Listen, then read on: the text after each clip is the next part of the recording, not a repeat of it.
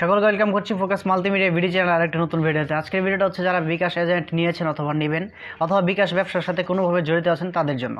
তো বিকাশ এজেন্ট ব্যবসার যে সকল লেনদেনগুলো করতে হয় সেই লেনদেনগুলো কীভাবে করতে হয়, বিকাশের যে 5টি অপশন আছে সেই 5টি অপশনের কোনটির কী কাজ, এই সকল বিষয় নিয়ে আজকে আমরা আলোচনা করার চেষ্টা করছি এই ভিডিওতে।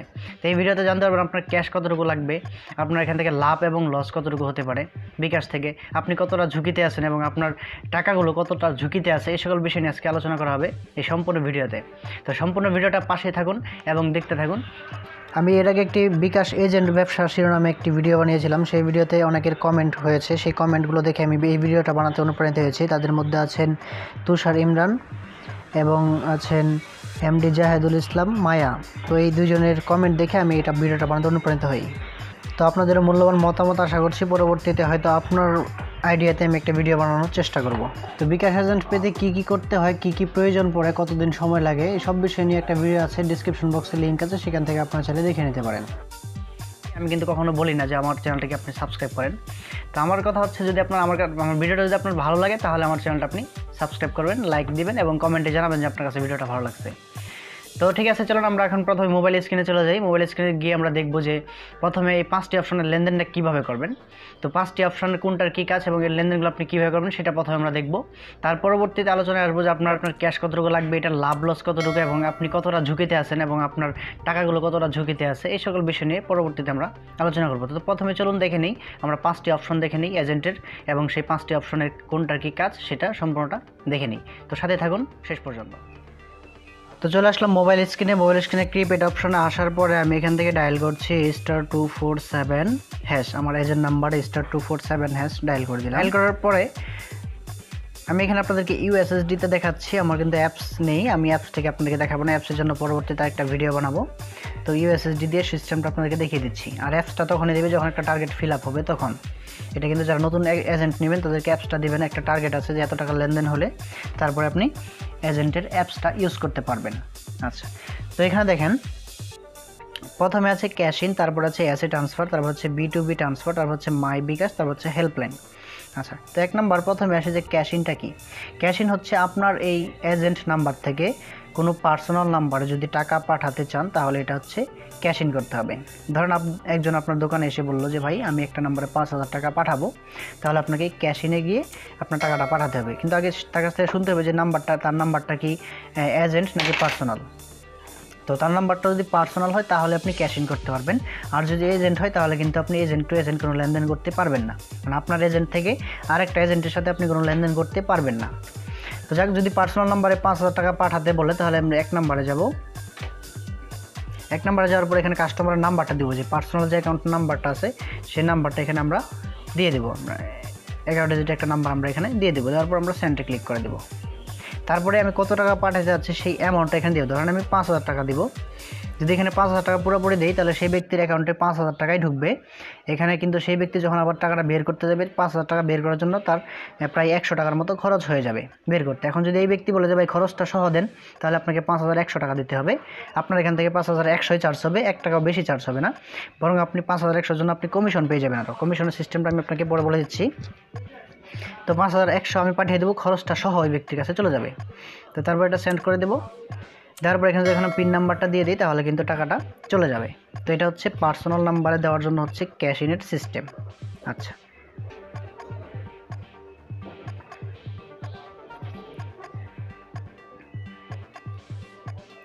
তারপরে আসতেছে অ্যাসে ট্রান্সফার। অ্যাসে ট্রান্সফারের যে বিষয়টা আছে সেটা আমি আপনাদেরকে শেষে বলতেছি।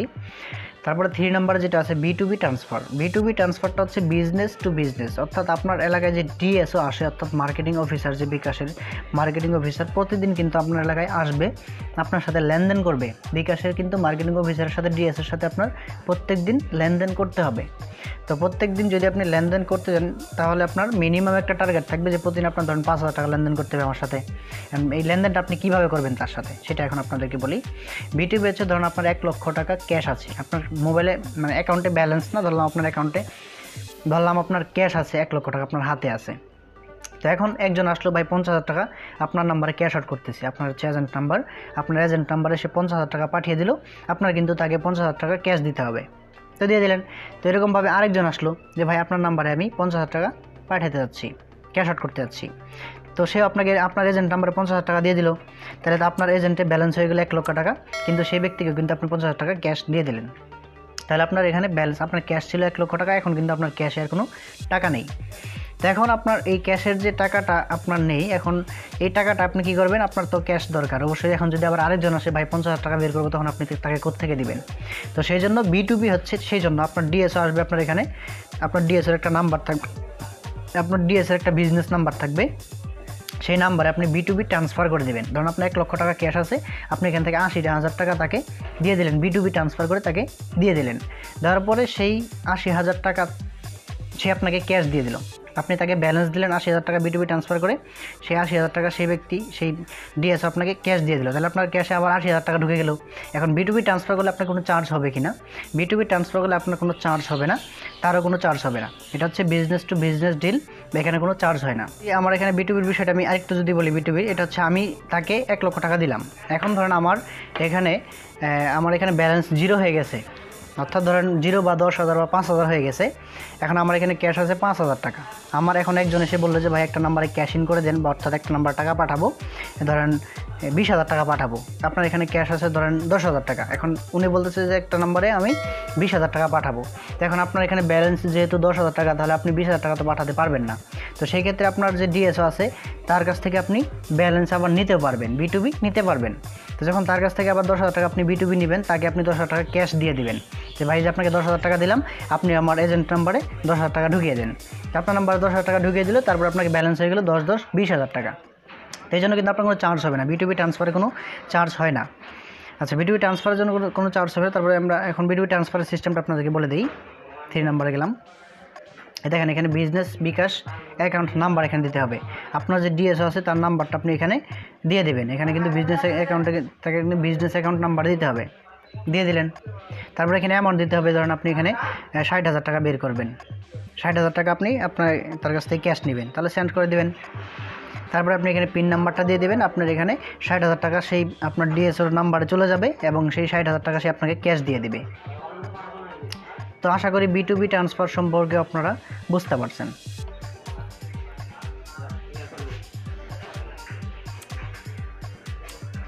তারপরে যে বিষয়টা আসছে এটা হচ্ছে মাই বিকাশ। এখানে 4 নাম্বার মাই বিকাশ সম্পর্কে আপনাদেরকে আশা করি কিছু বলার প্রয়োজন নেই, যারা পার্সোনাল অ্যাকাউন্ট ইউজ করেন তারাও এটা সম্পর্কে ভালোই জানেন। তারপর আসতেছে হেল্পলাইন। 5 নম্বরে হেল্পলাইন সম্পর্কে তো আপনাদের ধারণা হয়তো আছেই। এখানে আপনি বিকাশের বিষয়ে যে কোনো কিছু জানতে চাইলে, যে কোনো সমস্যায় পড়লে আপনি 16247-এ কল দেবেন, কল দিয়ে আপনার এখান থেকে সেবা নিতে পারবেন। তো এখন আমি একটা বিষয়ে গ্যাপ রাখছিলাম, সেটা হচ্ছে অ্যাসেট ট্রান্সফার। অ্যাসেট ট্রান্সফার বিষয়টা হচ্ছে এরকম, অ্যাসেট ট্রান্সফার বিষয়ে আমি জানতে চাচ্ছিলাম, আমার ডিএসওর কাছে জানতে চাইলাম, সে বলতেছে ভাই এটা বিষয়ে তো আমারও তেমন কোনো অভিজ্ঞতা নেই, অ্যাসেট ট্রান্সফার সম্পর্কে সে হয়তো কিছু জানে না।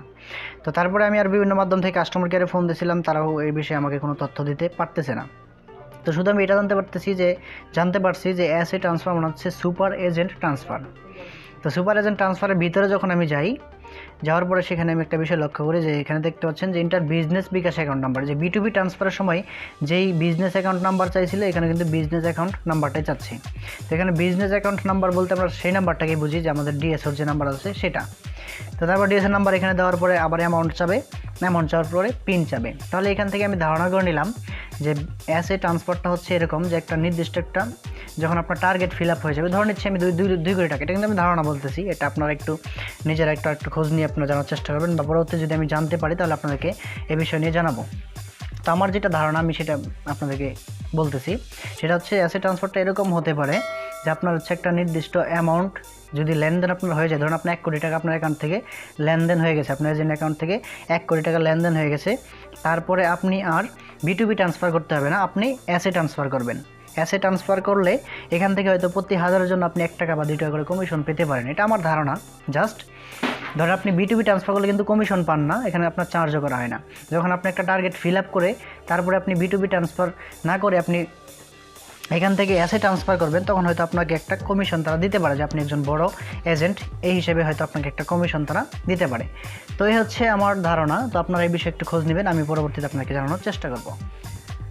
তো বন্ধুরা, আশা করে বুঝতে পারছেন যে কোন অপশনটির কী কাজ। তো এখন সংক্ষেপে একটু আলোচনা করে দিব যে আমাদের যে বিকাশ এজেন্টরা আমাদের ক্যাশ কতটুকু লাগবে। সেই ক্যাশটা নির্ভর করবে আপনার এলাকার চাহিদার উপর, অনেকেই প্রশ্ন করে থাকেন যে অনেকে আমার আগের ভিডিওগুলোতে অনেকে প্রশ্ন করেছেন যে আমি বিকাশ করতে চাই, আমার কত ক্যাশ লাগবে। তো আমি এটার উত্তর হচ্ছে এটাই যে আপনার এলাকার যে চাহিদা, তো মিনিমাম একটা ক্যাশ অবশ্যই আছে। মিনিমাম ধরেন আপনার 20,000 টাকা ক্যাশ লাগবে সর্বনিম্ন, এটা আপনার লাগবেই। আপনার এলাকায় মনে করেন যে যতই লেনদেন হোক না কেন, যত কমই হোক, এটা মিনিমাম আপনার 20,000 টাকা ক্যাশ লাগবে। আর সর্বোচ্চর কোনো হিসাব নেই বা লিমিট নেই, আপনার এলাকায় যেরকম চাহিদা সেরকম আপনার ক্যাশ লাগবে। আর বিকাশের লেনদেনটা সাধারণত দৈনিক হিসাব করা হয়। যদি আপনার ধরেন আপনার এলাকায় দৈনিক আপনি যেখানে পজিশনটা আছে আপনার, সেই পজিশন থেকে দৈনিক মনে করেন যে 80,000 বা 1 লক্ষ টাকা লেনদেন হওয়ার সম্ভাবনা আছে, তাহলে আপনার এখানে মনে করেন যে 1 লক্ষ টাকার উপরে ক্যাশ রাখতে হবে। 1,20,000 বা 50,000 টাকার মতো আপনার ক্যাশ রাখতে হবে। ধরেন আপনি যেই এলাকাটাতে আছেন সেই এলাকাটাতে দৈনিক 2 থেকে 2.5 লক্ষ টাকা লেনদেন হওয়ার সম্ভাবনা আছে, তাহলে এই ক্ষেত্রে আপনার 2.5 থেকে 3 লক্ষ টাকা আপনার ক্যাশ রাখতে হবে। তো এটা নির্ভর করে আপনার এলাকার উপর। তো বিকাশের ক্যাশের কোনো নির্দিষ্টতা নেই, আপনার ক্যাশটা নির্ভর করবে আপনার এলাকার উপর। তো এখন আসি বিকাশের লাভ নিয়ে। তো বিকাশের যে লাভটা হচ্ছে সেটা হচ্ছে আপনার যত বেশি লেনদেন হবে তো আপনার তত বেশি লাভের অঙ্কটাও বেড়ে যাবে। ধরেন আপনার বর্তমান ক্যাশ আছে 1 লক্ষ টাকা।